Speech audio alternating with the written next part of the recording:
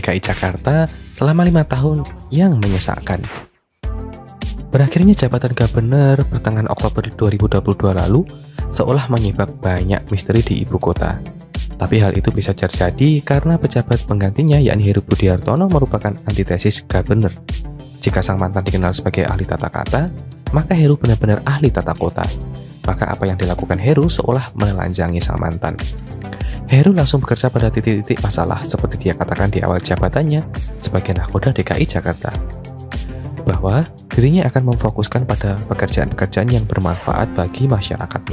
Statement ini jelas menohok dan menyatakan bahwa orang yang dia ganti tidak bekerja untuk hal yang bermanfaat bagi rakyat.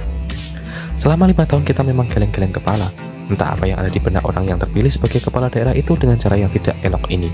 Terasa sekali bahwa apa yang dia lakukan seperti tidak ada manfaat. Contoh soal sebuah karya seni rupa pilihan bumbu-bumbu yang disambut getah-getih. Biaya yang digelontorkan untuk berkisar 500 juta rupiah, dipajang pun di bundaran HI sangat tidak nyambung. Mending dipajang di Monas atau Ancol lebih sesuai. Dan masih banyak contoh yang kesannya memang sumir dan membuat keinginan warga Jakarta berkerut. Menjelang lengser, Gubernur mencoba mengantisipasi banjir dengan melubangi banyak tempat dan bahu jalan raya. Katanya sumber resapan. Teorinya jika air meluap karena hujan deras atau kiriman dari hulu, maka air itu sebagian besar akan diserap lubang, lalu masalah teratasi. Sepertinya tidak, sebab ternyata tidak semua tanah di ibu kota cocok untuk tujuan seperti itu, terutama di kawasan dekat pantai yang sudah jenuh menyerap air, yang menggelikan jajaran ketiga dan juga memberi banyak mesin penyedot untuk mengisap air dari lubang-lubang resapan. Suatu pertunjukan yang sangat bodoh. Ketika Heru datang, dia langsung mengisyaratkan menormalisasi kali dan sungai-sungai. Sebab itulah sebenarnya cara yang paling ampuh untuk mengatasi banjir.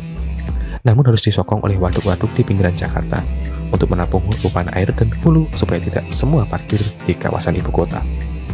Terasa sekali selama 5 tahun, Gubernur terbelenggu oleh kata-katanya sendiri bahwa air bukan dialirkan ke laut lewat gorong-gorong raksasa, tapi dimasukkan ke dalam tanah sesuai sunatullah. Dia memang ingin tampil beda dari Ahok saat berkampanye. Walaupun tentunya yang dikatakan Ahok itu benar dan masuk akal, namun akan dibuat kebalikannya oleh Gubernur.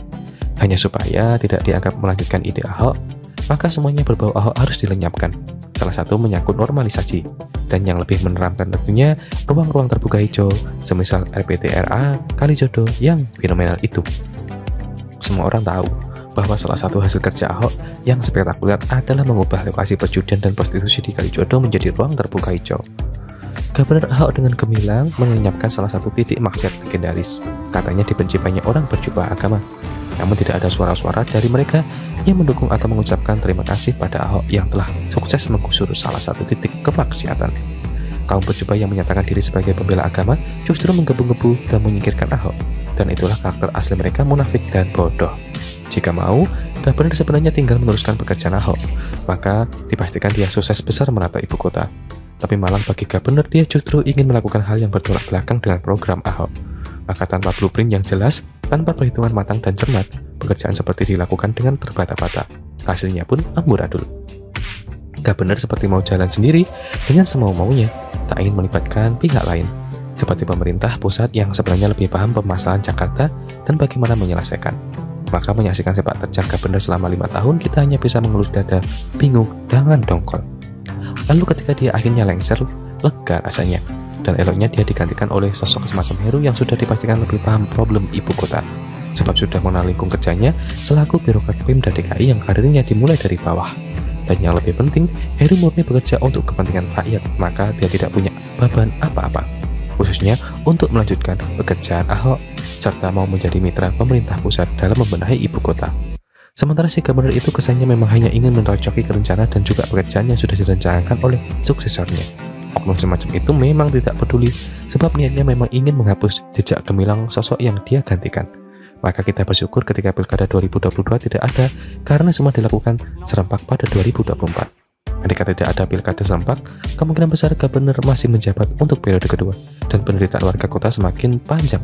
Kini semua lega dan plong, sebab ibu kota seolah kembali ke pengakuan ibu kandungnya sendiri.